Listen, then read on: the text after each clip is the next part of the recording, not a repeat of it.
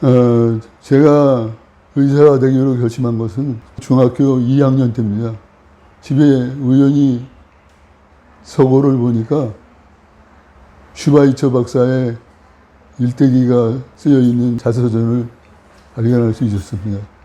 그래서 슈바이처 박사의 일대기를 읽다 보니까 슈바이처 박사가 의사로서 또한 음악 박사로서 올가니스트로서 여러 가지 역할을 하며 타인을 위한 봉사 또는 선교의 활동에 힘을 쓰며 살아신 분이라는 것을 알게 되었습니다. 저로서는 이것보다 더 확실하고 더 진실한 삶이 없을 거라고 판단하여 나도 의사가 되는 후에 저렇게 봉사하면서 살아보겠다라는 결심을 하게 되었습니다. 그 당시만 해도 친구들하고 놀러 다니는 게 일이었는데 그 이후부터 그 모든 것을 끊고 그 좋아하던 TV도 삼가하면서 공부를 시작했습니다. 그 덕분에 무사히 의대에 들어가서 의대 생활을 하게 되었는데 그 의대 생활을 하다 보니까 슈바이처 박사의 생각과 그 목표를 잊는 적이 많았습니다. 따라서 제가 그것을 잊지 않기 위해 매 여름마다 의료봉사 활동을 따라다니고 또 전문의가 된 후에도 바쁜 병원 생활에 도저히 봉사 같은 걸 생각을 못하게 되었었는데 안정된 직위에 올라간 후부터는 매년 동남아시아, 아프리카, 남미 또는 러시아 여러 곳을 한 7년 동안을 매년 2주 내지 3주 의료 선교를 다녀오고 그러면서 제 자신을 조절하고 또한 적절히 이끌어 나가도록 노력하였습니다. 사실은 제가 은퇴 후에는 그러한 선교 생활을 하려고 해외로 나갈 마음을 먹고 있었는데 그나마 말년에 파킨슨 병이 걸려서 그 모든 것을 포기할 수밖에 없는 상황이 되었습니다. 제 전문 과목이 신경외과였는데 신경외과 중에서도 척추외과를 전공하게 되었습니다. 그 이유는 그 당시 신경외과는 뇌만을 보고 척추에 대한 관심이 매우 적었습니다.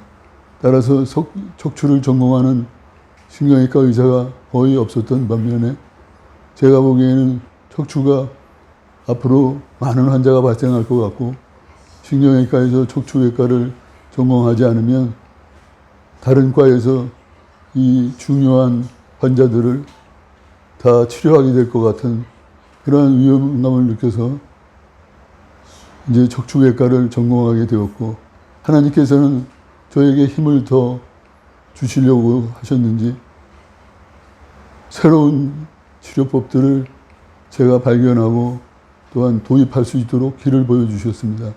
대표적인 예가 척추성형술입니다. 척추성형술은 척추골절이 된 환자들을 위해서 치료하는 방법인데 특히 골다공증성 척추골절입니다.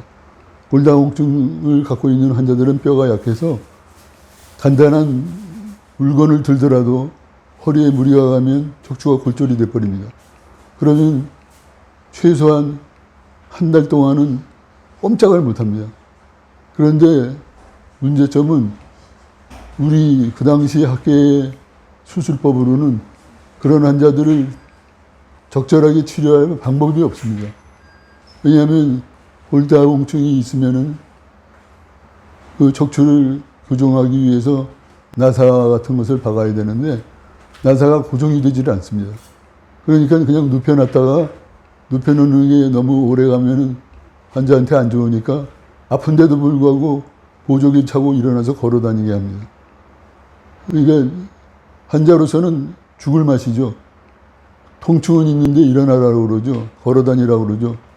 보조기는 사람 몸을 확 조이죠.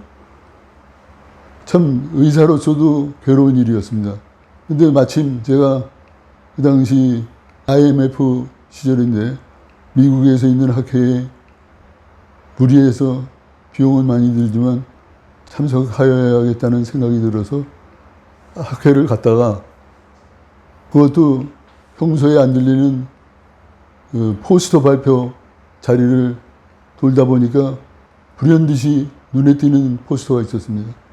그것은 척추골절뿐이 아니고 척추암들 또 여러 가지 질병에 척추 성형술을 하면 도움이 될 거라는 그런 가능성을 어떤 방사선과 의사가 발표한 내용이었습니다. 그 외에는 그거하고 관련된 논문은 한 편도 없었습니다. 따라서 제가 보기에는 이게 척추 골절 환자들한테, 특히 골다공증성 환자들한테 도움이 될 거라고 즉각적으로 판단이 돼서 그 내용을 잘 정리해 갖고 한국에 돌아와 논문을 살펴보니까 신경외과나 정형외과 아무 데서도 발표된 내용이 없었습니다.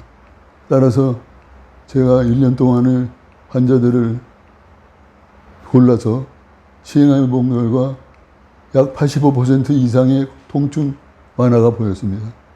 따라서 1년이 지난 후에 1년 동안 관찰한 환자들 결과를 학회에 보고했고 그 내용이 신문 또는 TV 등에 보고돼서 많은 환자들이 저한테 오기 시작했습니다.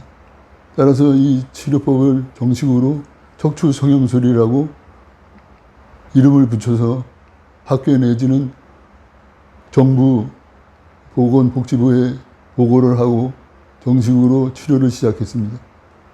이것은 저에게 주어진 기회지만 결코 내가 노력했던 것은 하나도 없습니다. 전부 다 하나님께서 길을 보여주셨고 그 길을 저는 따라갔을 뿐입니다. 그 이후에 많은 다른 새로운 치료법들이 보고되었고 그래서 제가 다른 의사들이 추천하는 아니면 다른 척추외과 의사들이 추천하는 척추명의로서 인정받게 되고 EBS에도 출연하게 되었던 것입니다. 지금까지도 생각되는 환자는 첫 번째 척추성형술을 했던 환자입니다. 건장한 노인, 한 70 된 노인 환자인데 물건을 들다가 허리에 통증이 온 후에 3일 동안을 꼼짝을 못하고 누워서 있으며 괴로워하다가 저한테 왔습니다. 이 환자를 척추성형술을 시행하였는데 수술방에 그야말로 눕지도 못해서 절절매고 들어오는 환자가 걸어서 나갔습니다. 그리고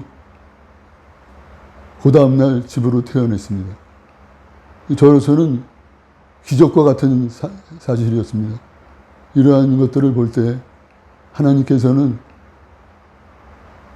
저를 통해서 너무나도 큰 일을 할 수 있도록 기회를 주셨던 것으로 생각합니다.